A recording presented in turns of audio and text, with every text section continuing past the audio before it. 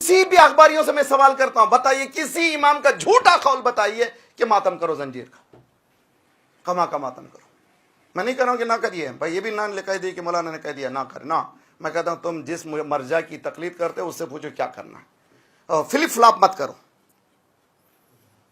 तकलीद करते हो आगासीस्तानी की, फतवे बताते हो दूसरों के, किसको बेवकूफ बनाते हो? या कहो कि तो अखबारी हूं मैं, अखबारी हो तो अखबारी बताओ, किसी खबर में बताओ इमाम ज़ैनुल आबिदीन से लेकर के 12वें इमाम तक किसी इमाम ने किसी जगह पे बताया हो या करके बताया हो? नहीं किया है।